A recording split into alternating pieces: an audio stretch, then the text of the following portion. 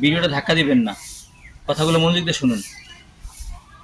এই যে সুস্থতা, এই চলতে ফিরতে পারতেছেন, খাইতে পারছেন, দেখতে পারতেছেন, শুনতে পারতেছেন, দামি দামি অঙ্গ প্রত্যঙ্গ, এগুলো আল্লাহ পাকের হুকুমে চলতেছে।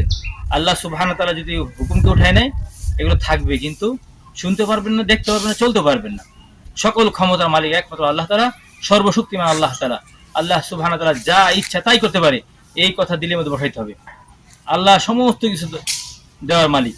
কোনো গাছে একই সময় ফল হয়, এটাও আল্লাহ পাকের দান। কোনো গাছে একই সময় ফল হয় না, এটাও আল্লাহ পাকের দান। গাছের কোনো ক্ষমতা নাই ফল দেওয়ার, যদি আল্লাহ পাকের হুকুম না থাকে। আল্লাহ পাকের হুকুম থাকলে আল্লাহ পাক গাছ ছাড়াও ফল দিতে পারে। খুবাইব রাদিয়াল্লাহু তাআলা আনহু আরবে এক সময় আঙ্গুর খাইছে, কিন্তু ওই সময় আরবের কোথাও আঙ্গুর ছিল না। আল্লাহ সুবহানাহু ওয়া তাআলা যার ইচ্ছা করেন, যাকে ইচ্ছা করেন, যে কোনো সময় যা কিছু ইচ্ছা খাওয়াইতে পারেন।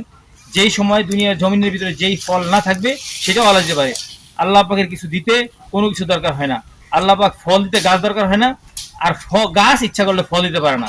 সব কিছু করে নেওয়ালা যাতে একমাত্র আল্লাহ সুবহানাহু ওয়া তাআলা, সব কিছু দেওয়ার মালিক একমাত্র আল্লাহ তাআলা। এই কথা দিলের মধ্যে বসাইতে হবে। আল্লাহ ছাড়া কোনো মাবুদ নাই, সকল বিপদ আপদ থেকে হেফাজত করার মালিক একমাত্র আল্লাহ। এই কথা দিলে বসাইতে হবে। আসসালামু আলাইকুম ওয়া রাহমাতুল্লাহ।